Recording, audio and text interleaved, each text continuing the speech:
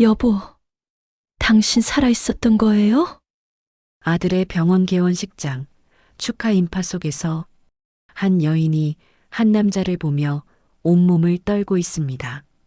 15년 전 사우디 건설 현장에서 사망 선고를 받았던 남편과 똑같은 얼굴을 가진 남자가 바로 앞에 서 있었던 거예요.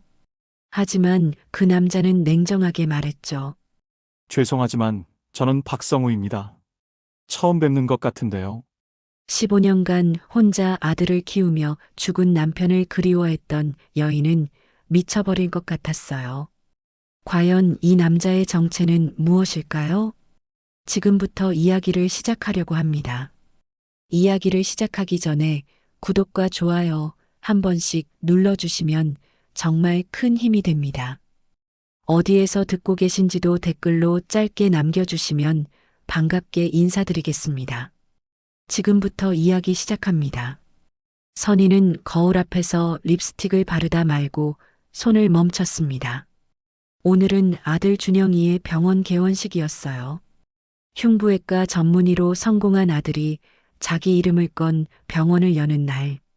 선희는 15년을 혼자 버텨온 시간들이 주마등처럼 스쳐 지나가는 걸 느꼈습니다. 병원 로비는 화려했어요.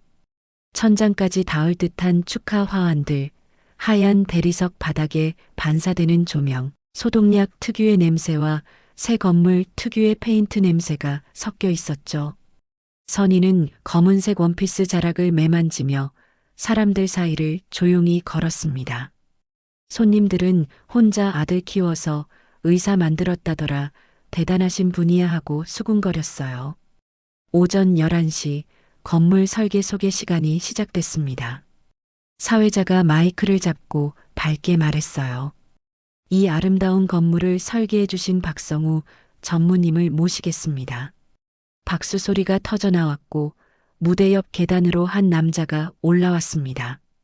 회색 정장을 입은 60대 초반의 남자. 선희의 손에서 종이컵이 떨어졌어요. 바닥에 커피가 튀었지만 선희는 눈을 떼지 못했습니다. 오른쪽 귀 밑 동그랗고 큰 점. 왼손으로 마이크를 잡는 버릇. 말을 시작할 때 오른쪽 어깨가 먼저 올라가는 자세. 모든 게 남편 김도연 그대로였어요. 이 병원은 환자의 심리적 안정을 최우선으로 설계했습니다. 박성우의 목소리가 로비에 울려 퍼졌습니다. 선희는 가슴이 터질 듯 뛰는 걸 느꼈어요. 슬라이드에는 사우디 사막의 건설 현장 사진이 지나갔죠. 선희의 입술이 바르르 떨렸습니다. 프레젠테이션이 끝나고 다과 시간이 시작됐어요. 선희는 멀찍이 서서 박성우를 관찰했습니다. 그는 사람들과 악수하고 명함을 주고받았죠. 직원이 샌드위치를 권했을 때였어요. 아, 이건 새우가 들어가서요. 전 좀 안 맞아요. 박성우는 공손하게 손사래를 쳤습니다. 선희는 숨이 막혔어요. 남편은 새우 알레르기가 있었거든요. 심하게 먹으면 두드러기가 온몸에 번졌죠. 준영이가 선희 곁으로 다가왔습니다. 엄마, 괜찮으세요? 얼굴이 하얗게 질렸는데. 저 사람이. 선희는 떨리는 손으로 박성우를 가리켰어요. 준영이는 고개를 갸웃했습니다. 설계자분요? 왜요? 아빠 같아. 너무 똑같아. 엄마, 착각이실 거예요. 아빠는 15년 전에. 준영이는 말을 잇지 못했습니다. 선희의 눈에서 눈물이 흘러내렸거든요. 박성우가 로비를 가로질러 걸어왔습니다. 선희와 스쳐 지나가는 순간 그는 멈칫했어요. 고개를 돌려 선희를 바라봤죠. 1초쯤 됐을까요? 박성우의 눈빛이 흔들렸습니다. 선희는 숨을 참았어요. 심장이 귀에서 쿵쾅거렸죠. 박성우는 천천히 입을 열었습니다. 실례지만 혹시 전에 뵌 적이 있을까요? 목소리가 떨렸어요. 선희는 대답하려 했지만 목이 메었습니다. 준영이가 재빨리 끼어들었죠. 아, 저희 어머니세요. 처음 뵙는 사이실 겁니다. 박성우는 고개를 끄덕였지만 시선을 떼지 못했어요. 그런가요? 죄송합니다. 뭔가 낯이 익어서 그는 어색하게 웃으며 돌아섰습니다. 선희는 그의 뒷모습을 보다가 손을 입에 갖다 댔어요. 오른손 엄지에 깊게 패인 흉터가 보였거든요. 젊었을 때 현장에서 못에 찔려 생긴 바로 그 상처, 모양까지 똑같았습니다. 선희는 화장실로 뛰어갔습니다. 거울 앞에 서서 찬물로 얼굴을 씻었어요. 거울 속 자신의 얼굴이 낯설게 느껴졌죠. 미친 거야, 나. 죽은 사람을 살아있다고 착각하고. 하지만 모든 게 너무 똑같았어요. 점, 버릇, 흉터, 새우 알레르기. 우연치곤 너무 많았죠. 선희는 핸드폰을 꺼내 15년 전 남편 사진을 떨리는 손으로 열었습니다. 흐릿한 화질 속 남편 얼굴과 오늘 본 박성우를 겹쳐봤어요. 도연 씨 당신이에요? 속삭임이 화장실에 울려 퍼졌습니다. 밖에선 축하 음악이 흘러나왔지만 선희의 세계는 멈춰버린 것 같았어요. 개원식이 끝나고 저녁 식사 자리가 마련됐습니다. 한정식집 룸에는 주요 인사들만 모였어요. 선희는 박성우 건너편에 앉았죠. 준영이는 어머니를 걱정스러운 눈빛으로 바라봤지만 선희는 시선을 박성우에게서 떼지 못했습니다. 자, 건배하시죠. 준영이가 잔을 들었어요. 박성우도 따라 잔을 들었는데 왼손으로 잡더니 오른손은 무의식적으로 허리 뒤로 빼는 거예요. 선희의 손이 미세하게 떨렸습니다. 남편 도연의 버릇 그대로였거든요. 군대에서 선임한테 혼나고 나서 생긴 습관이라고 했었죠. 물잔을 들 때도 그랬어요. 검지와 중지를 쭉 펴서 잔을 감싸주는 특이한 방식. 국물을 마실 때는 한 번에 들이키지 못하고 두세 번 나눠 마시는 것까지. 선희는 숟가락을 내려놓았습니다. 밥이 목으로 넘어가지 않았어요. 명함 하나 드리겠습니다. 박성우가 선희에게 명함을 건넸어요. 왼손으로 명함을 내밀더니 오른손 엄지에 선명한 흉터가 드러났습니다. 움푹 파인 자국, 희게 변한 피부. 선희는 명함을 받으며 떨리는 목소리로 물었어요. 손, 많이 다치셨나 봐요. 아, 이거요? 박성우는 자신의 엄지를 내려다봤습니다. 사우디에서 다쳤다고 들었어요. 정확히는 기억이 안 나지만요. 선희는 숨을 깊이 들이마셨습니다.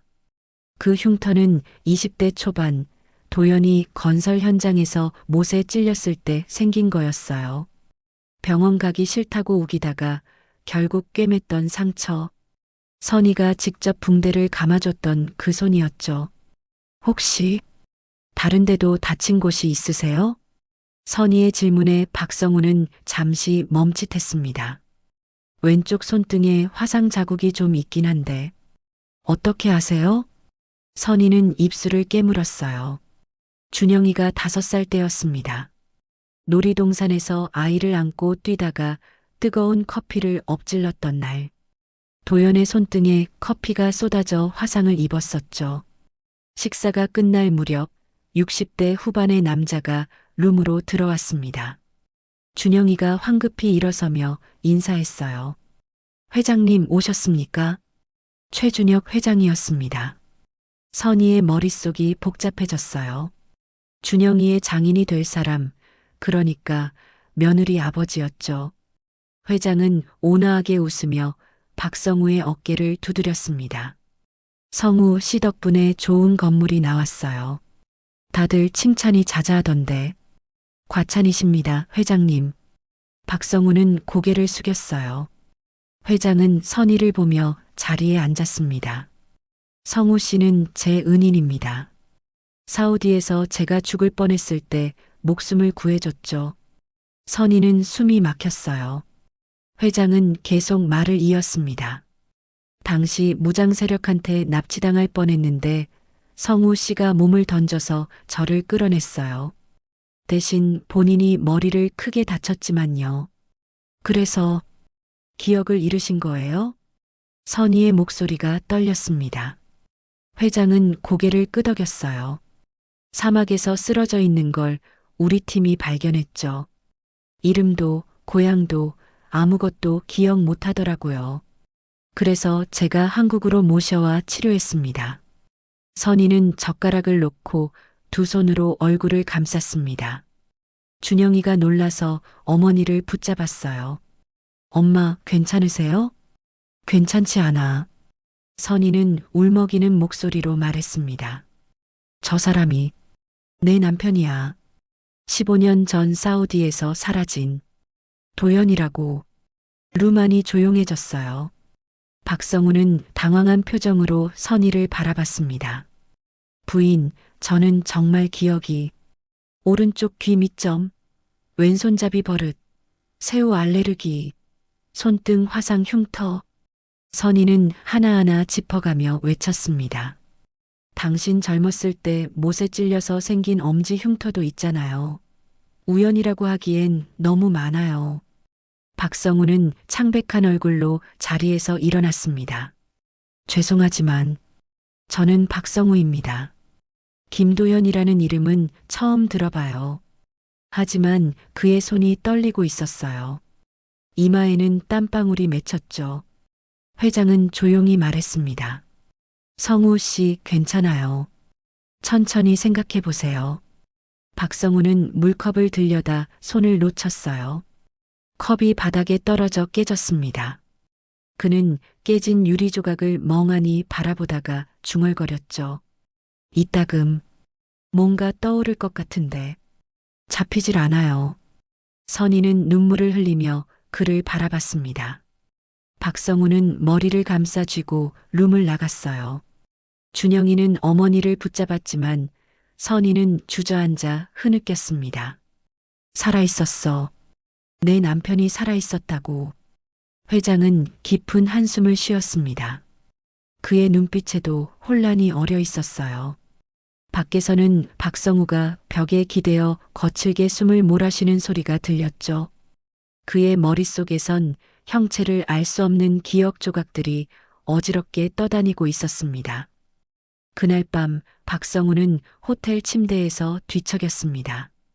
눈을 감으면 형체를 알 수 없는 이미지들이 스쳐 지나갔어요. 어둠, 뜨거운 모래, 누군가의 비명소리. 그는 식은땀을 흘리며 벌떡 일어났죠. 또 이 꿈이야. 박성우는 떨리는 손으로 물을 마셨습니다. 거울에 비친 자신의 얼굴이 낯설게 느껴졌어요. 오늘 저녁 선이라는 여자가 했던 말들이 머릿속을 맴돌았죠. 내 남편 김도현 15년 전. 그는 머리를 감싸 쥐고 침대 끝에 앉았습니다. 휴대폰이 울렸어요. 최준혁 회장이었죠. 성우 씨, 괜찮은가? 회장님, 저는 정말 누구인가요? 박성우의 목소리가 갈라졌습니다. 회장은 긴 침묵 끝에 말했어요. 내일 사무실로 오게. 자네가 알아야 할 것들을 이야기해 주겠네. 다음 날 오후 최 회장의 사무실. 거대한 책상 위에는 낡은 파일 하나가 놓여 있었습니다. 회장은 박성우에게 자리를 권하며 천천히 입을 열었어요. 15년 전 2010년 4월이었네. 사우디 리야드 북쪽 건설 현장에서 일이 터졌지. 회장은 파일을 펼쳤습니다. 흐릿한 사진 몇 장이 나왔어요. 사막, 무너진 건물, 핏자국. 당시 우리 현장 근로자들이 무장 세력한테 납치당했어. 자네도 그중 한 명이었네. 박성우는 사진을 응시했습니다. 가슴이 조여들었어요. 설명할 수 없는 공포가 몸을 휘감았죠. 며칠간 창고에 감금됐다고 들었네. 물도 음식도 없이. 전기도 끊긴 상태였어. 회장의 목소리가 무거워졌습니다. 자네는 탈출을 시도했어. 그 과정에서 머리를 심하게 부딪혔지. 뇌진탕이 심각했고 기억을 잃었네. 그럼 어떻게 회장님을 만나게 된 건가요? 박성우가 물었습니다. 회장은 창밖을 바라보며 회상했어요. 나도 그날 현장 시찰을 갔다가 무장 세력한테 습격당했어. 차에서 끌려 나오는 순간이었지. 회장은 주먹을 쥐었습니다. 갑자기 누군가 내 몸을 확 끌어당기더군. 총알이 내 귀를 스쳐 지나갔어. 자네였네, 성우 씨. 아니, 그때는 이름도 모르는 사람이었지. 제가 회장님을 구했다고요? 그래. 자네는 탈진 상태였어. 머리에서 피가 흘렀고 의식도 희미했지. 나를 구하고 나서 그 자리에서 쓰러졌네. 회장은 서랍에서 오래된 사진 한 장을 꺼냈어요. 사막 한가운데 들것에 실려 있는 남자. 얼굴이 피로 범벅이었지만 윤곽은 분명 박성우였습니다. 우리 의료팀이 자네를 데려왔어. 현지 병원에서 3주간 치료받았지. 깨어났을 때 자네는 아무것도 기억 못했어. 이름도요? 박성우의 목소리가 떨렸습니다. 회장은 고개를 끄덕였어요. 가족도 고향도 심지어 자기 이름도 몰랐네. 그저 한국말을 할 줄 안다는 것, 건축 설계를 할 줄 안다는 것만 알았지. 회장은 잔에 물을 따라 건넸습니다. 나는 자네한테 빚을 졌네. 목숨을 구해준 은인이니까. 그래서 결정했어. 자네에게 새 출발을 만들어주기로. 그래서 박성우라는 이름을 지어주신 건가요? 그렇네. 자네가 원한다면 과거를 찾아줄 수도 있었어.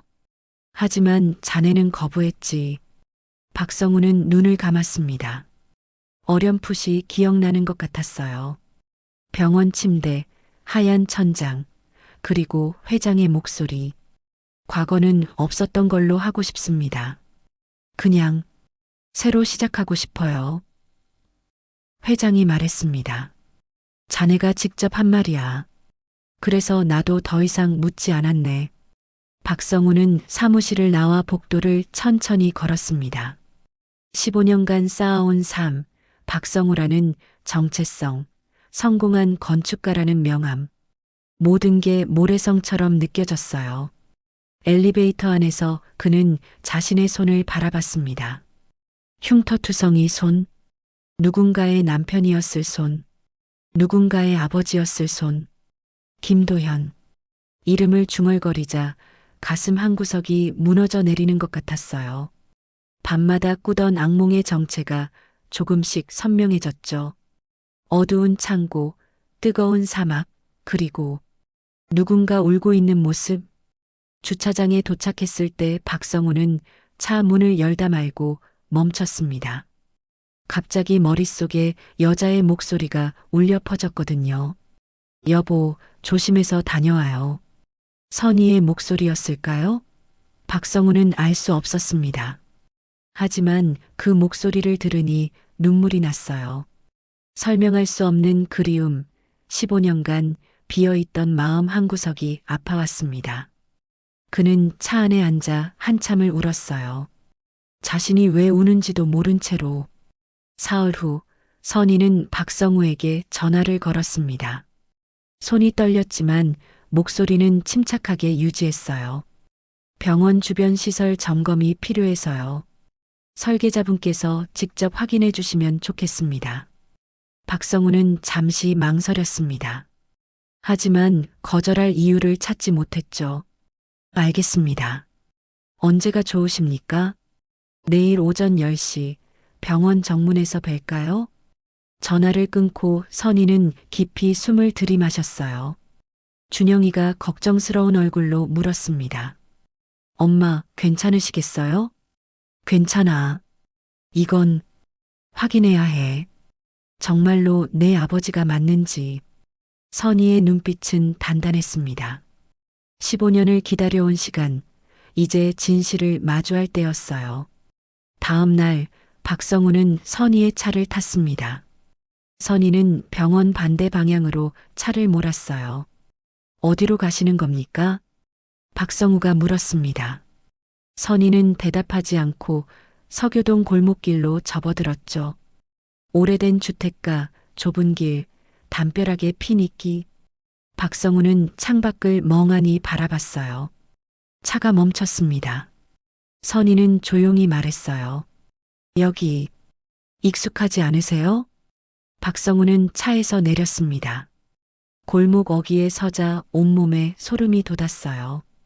발끝이 먼저 기억하는 느낌이었죠. 이 골목을 수없이 걸었던 것 같았습니다. 이상해요. 발이 저절로. 그는 골목 안쪽으로 걸어갔어요. 선희가 뒤따랐습니다. 낡은 대문 앞에서 박성우는 멈춰섰죠. 녹슨 우편함, 깨진 벽돌, 문고리의 모양까지 모든 게 낯익었어요. 여기가 어디죠? 선희는 울먹이는 목소리로 대답했습니다. 당신이 우리 가족이 살던 집이에요. 박성우는 우편함을 만졌습니다. 손끝에서 전류가 흐르는 것 같았어요. 갑자기 머릿속에 이미지가 스쳤죠. 어린아이가 이 문 앞에서 웃고 있는 모습. 하지만 얼굴은 보이지 않았습니다. 배고프시죠? 점심 먹고 가요. 선희는 골목 어기 순대 국밥집으로 박성우를 이끌었습니다. 20년 넘게 한 자리를 지킨 가게였어요. 주인 할머니는 선희를 보고 반갑게 인사했죠. 어머, 사모님, 오랜만이네요. 할머니는 박성우를 보고 입을 다물었습니다. 놀란 표정으로 두 사람을 번갈아 봤어요. 저 사람, 아들아빠 아닌가요? 박성우는 당황했습니다. 선희는 조용히 말했어요. 국밥 둘 주세요, 할머니. 테이블에 앉았을 때였습니다. 국밥이 나오자 박성우는 반사적으로 양념을 집었어요. 고춧가루 한 스푼, 다진 마늘 반 스푼, 새우젓 조금. 정확한 비율로 섞더니 국물에 풀었죠. 선희는 숨을 죽였습니다. 도연이 늘 먹던 방식 그대로였거든요. 맛있네요, 이 집. 박성우가 말했어요. 젓가락질도 똑같았습니다. 왼손으로 젓가락을 잡고 김치를 먼저 집어먹고 국물을 2번에 나눠 마시고 여기 자주 오셨나 봐요. 네. 당신이랑 같이요. 선희의 눈에서 눈물이 떨어졌습니다. 박성우는 젓가락을 내려놓았어요. 왜 자꾸 눈물이 나죠? 그도 모르게 눈가가 촉촉해졌습니다. 오후 3시 두 사람은 어린이 대공원에 도착했습니다. 선희는 박성우를 커피 자판기 앞으로 데려갔어요. 여기서 뭔가 기억나는 거 없으세요? 박성우는 자판기를 바라봤습니다. 순간 머릿속이 하얘졌어요. 뜨거운 액체가 손등을 타고 흐르는 감각, 아이의 비명소리, 누군가 달려오는 발소리. 박성우는 왼손을 움켜쥐고 웅크렸습니다. 숨이 막혔어요. 심장이 터질 것처럼 뛰었죠. 괜찮으세요? 선희가 그를 부축했습니다.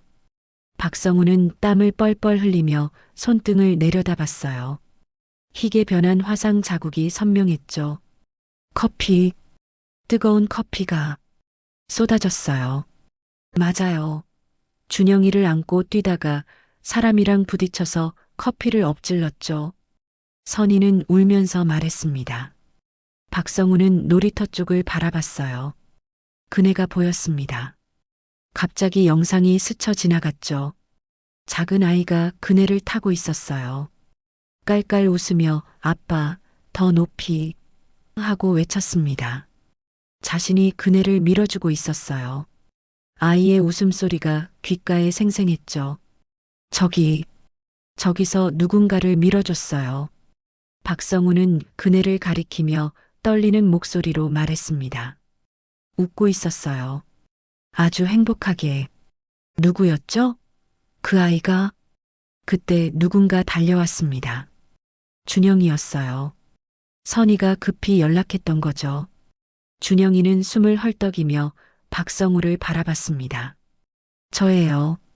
제가 그 아이였어요. 준영이의 목소리가 갈라졌습니다.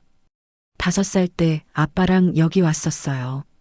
그네 타다가 무서워서 울었는데 아빠가 등을 토닥이며 괜찮다고 했죠. 박성우는 준영이를 멍하니 바라봤어요. 눈물이 주르륵 흘러내렸습니다. 당신이 내 아들. 준영이는 고개를 끄덕였습니다. 박성우는 무릎이 꺾였어요. 그 자리에 주저앉아 목 놓아 울었죠. 기억은 파편처럼 흩어져 있었지만 감정만은 또렷했습니다. 이 사람들이 자신의 가족이라는 것.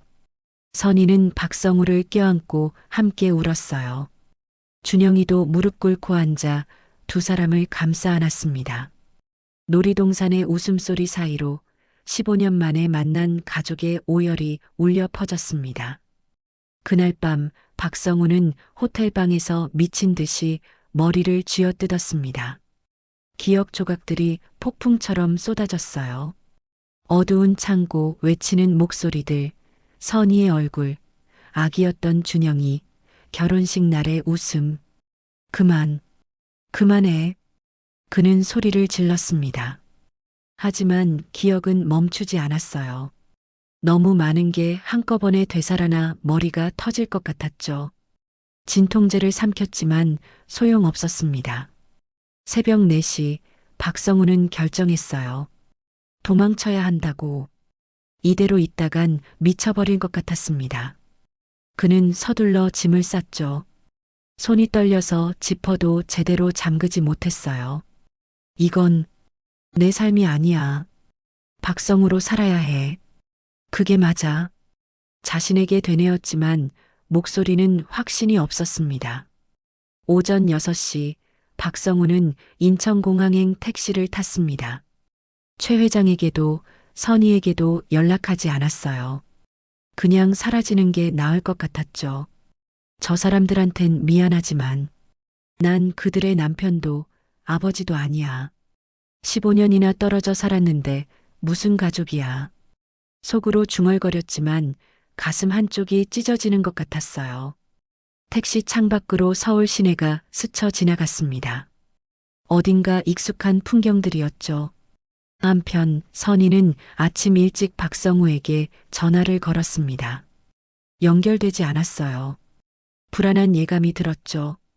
준영아, 어젯밤에 박 전무님한테 연락 온 거 없니? 없는데요. 왜요? 전화를 안 받아. 선희는 급히 최 회장에게 전화했습니다. 회장도 박성우와 연락이 되지 않는다고 했어요. 혹시 도망가려는 거 아닐까요? 기억이 돌아오는 게 너무 괴로워서. 선희의 목소리가 떨렸습니다. 준영이는 즉시 병원 당직을 동료에게 맡기고 차를 몰았습니다. 선희도 함께 탔어요. 엄마, 어디로 갈 것 같으세요? 공항. 사우디로 돌아가려 할 거야. 두 사람은 고속도로를 달렸습니다. 준영이는 핸들을 꽉 쥐고 속도를 높였어요. 제발 늦지 않았으면. 선희는 두 손을 모아 기도했습니다. 15년 만에 찾은 남편을, 이제 막 만난 아버지를 또다시 잃을 순 없었어요. 공항 근처에 도착했을 때 준영이가 최 회장에게 전화를 걸었습니다. 회장님, 사우디행 항공편 출발 시간 좀 알아봐 주실 수 있으세요? 오전 10시 30분이네. 지금이 9시니까. 서둘러야 해. 준영이는 주차장에 차를 세우고 어머니와 함께 뛰었습니다. 출국장 입구가 보였어요. 박성우는 체크인을 마치고 출국 심사대로 향했습니다. 여권을 손에 쥐었지만 발걸음이 떨어지지 않았어요. 뒤를 돌아보고 싶었지만 참았죠. 그때였습니다. 공항 안내 방송이 울려 퍼졌어요. 탑승객 여러분께 안내 말씀드립니다. 플라이트 521 투 리야드. 아랍어 안내 방송이 이어졌습니다. 순간 박성우의 몸이 굳었어요. 귀를 찢는 듯한 비명소리가 머릿속에서 폭발했죠. 나 줘. 도와줘요. 누가 좀 도와줘. 감금 당시 들었던 외침들이 생생하게 되살아났습니다. 박성우는 귀를 막고 주저앉았어요. 사람들이 놀라서 쳐다봤죠. 손님 괜찮으세요? 공항 직원이 달려왔지만 박성우는 대답할 수 없었습니다. 눈앞이 어두워졌어요. 15년 전 그 창고가 눈앞에 펼쳐졌죠. 어둠 속에서 목소리가 들렸습니다. 여보, 사우디 가지 마요. 위험해요. 선희의 목소리였어요. 아빠, 놀이동산 또 가자. 준영이의 목소리도 들렸죠. 도연아, 결혼하자. 평생 함께하자. 젊었던 선희의 웃음소리. 아빠, 나 의사 됐어. 아빠 자랑스럽지? 성장한 준영이의 목소리. 박성우는 눈물을 쏟으며 소리쳤습니다.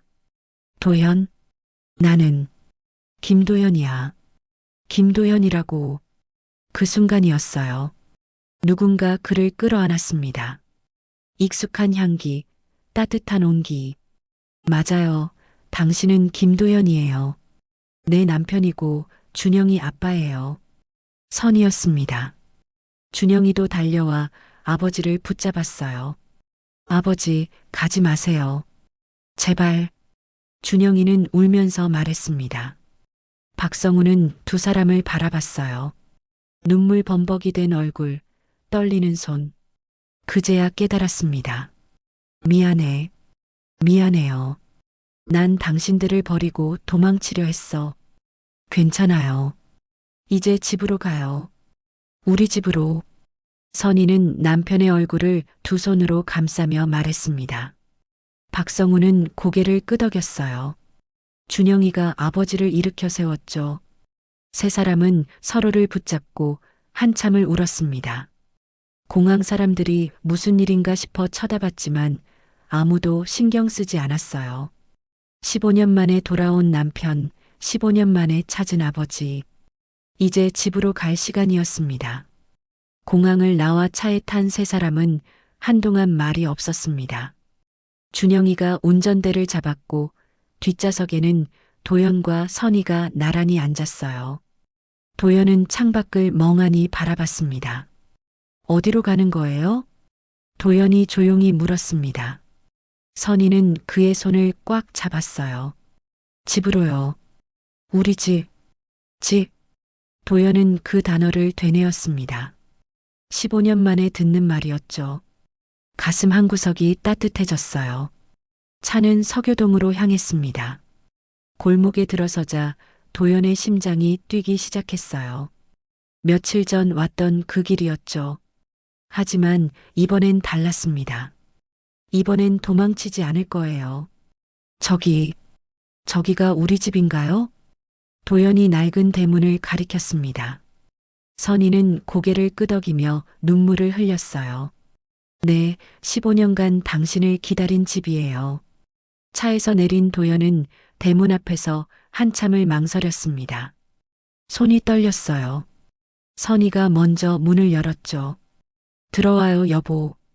여보라는 호칭에 도연의 눈가가 뜨거워졌습니다. 그는 천천히 문턱을 넘었어요. 마당에 들어서자 코끝이 찡했습니다. 예전에 심었던 감나무가 훨씬 커져 있었죠. 이 나무, 내가 심었던 거죠? 맞아요. 준영이 태어났을 때 심은 거예요. 선희가 대답했습니다. 도연은 나무를 어루만졌어요. 거칠한 나무 껍질이 손끝에 닿았습니다. 현관문을 열자 세월의 흔적이 느껴지는 집안이 보였어요. 낡았지만 깨끗하게 정돈된 거실, 오래된 소파, 벽에 걸린 가족 사진들. 도연은 사진들을 하나하나 바라봤습니다. 젊은 자신과 선희, 갓난아기였던 준영이. 눈물이 주르륵 흘러내렸어요. 이 사람이 나였구나. 선희는 도연을 안방으로 안내했습니다. 문을 열자 15년 전 그대로의 모습이었어요. 옷장, 책상, 침대. 모든 게 그때 그 자리에 있었죠. 당신 옷도 그대로 두었어요. 혹시 돌아올까봐. 선희는 옷장을 열었습니다. 도연의 작업복, 양복, 평상복들이 깨끗하게 개어져 있었어요. 도연은 작업복을 꺼내 안았습니다. 미안해요. 당신 혼자 얼마나 힘들었을까. 괜찮아요.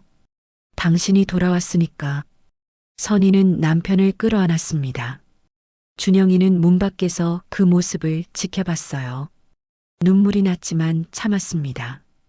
부모님께 방해하고 싶지 않았거든요. 도연은 책상 서랍을 열었습니다. 옛날 수첩, 연필, 그리고 가족 사진 한 장. 사진 속 준영이는 5살쯤 돼 보였어요. 이 아이가 이렇게 컸구나. 도연은 사진을 가슴에 품었습니다. 저녁 무렵 최준혁 회장이 집을 찾아왔습니다. 손에는 서류 봉투를 들고 있었어요. 도연 씨, 이제 그렇게 불러도 되겠지요? 회장은 따뜻하게 웃으며 말했습니다. 도연은 고개를 숙였어요. 회장님, 제가 15년간 신세를 졌습니다. 아니요. 내가 목숨을 비쳤지요. 그리고 우리는 이제 사돈이 될 사이 아닌가요? 인연이 이렇게 깊을 수가 있다니 놀랍습니다. 회장은 서류 봉투를 건넸습니다. 신분 회복 서류예요. 변호사들이 밤새 준비했어요. 이제 당신은 다시 김도연으로 살 수 있습니다. 도연은 떨리는 손으로 서류를 받았습니다. 주민등록증 재발급 신청서, 사망선고 취소 신청서, 각종 증명서류들. 박성우라는 이름도 버려야 하는 건가요? 도연이 물었습니다. 회장은 고개를 저었어요.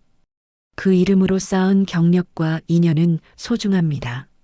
하지만 이제는 김도연으로서 새 출발을 하세요. 가족과 함께. 회장은 준영이를 바라봤습니다. 우리 사위 될 사람, 훌륭한 아버지를 두었군요. 준영이는 고개를 숙이며 인사했어요. 도연은 아들을 보며 미소 지었습니다. 한 달 후 준영이의 병원 로비가 다시 북적였습니다. 이번엔 특별한 행사가 있었어요. 병원 설계자 김도연의 복귀 기념식이었죠. 로비 벽면에는 2장의 사진이 나란히 걸렸습니다. 15년 전 새 식구가 찍은 마지막 가족 사진, 그리고 어제 찍은 새 가족 사진. 도연은 두 사진을 번갈아 보며 눈물을 훔쳤어요. 선희가 옆에서 그의 손을 잡았습니다. 이제 다 끝났어요. 당신이 집으로 돌아왔으니까. 아니요, 이제 시작이에요. 우리 가족의 새로운 시작. 도연은 선희를 바라보며 말했습니다. 준영이가 다가와 두 사람의 어깨에 손을 올렸어요. 아빠, 엄마 사진 찍어요. 세 사람은 카메라 앞에 섰습니다. 플래시가 터졌고 또 하나의 가족 사진이 완성됐죠. 저녁 세 사람은 서교동 집 마당에 둘러앉았습니다. 감나무 아래 평상에서 따뜻한 차를 마시며 이야기를 나눴어요. 아빠, 사우디 이야기 좀 해주세요. 준영이가 물었습니다. 도연은 잠시 망설이다 입을 열었어요. 힘들었지. 하지만 그 시간이 있었기에 지금 이 순간이 더 소중한 것 같아. 선희는 남편의 손을 꽉 잡았습니다. 도연은 아내와 아들을 번갈아 보며 말했어요. 15년을 잃었지만 평생을 얻었어. 이제 다시는 놓지 않을 거야. 밤하늘에 별이 떴습니다. 15년 만에 완전해진 가족은 그렇게 함께 밤을 맞이했어요. 긴 이별의 끝, 그리고 영원한 재회의 시작이었습니다. 15년이라는 긴 시간 동안 서로를 그리워하며 살아온 가족. 기억을 잃고 다른 이름으로 살아야 했던 남편. 홀로 아들을 키우며 남편을 기다린 아내. 아버지 없이 자라 의사가 된 아들. 그들은 기적처럼 다시 만났고 마침내 완전한 가족이 되었습니다. 때론 삶이 우리에게서 소중한 것을 빼앗아 가기도 하지만 포기하지 않는다면 언젠가 다시 돌려받을 수 있다는 것을 보여준 이야기였습니다. 여러분도 오늘 곁에 있는 소중한 사람들을 꼭 안아주세요. 그들이 있다는 것만으로도 기적입니다. 재미있게 들으셨다면 구독과 좋아요도 부탁드립니다. 오늘도 따뜻한 하루 보내세요.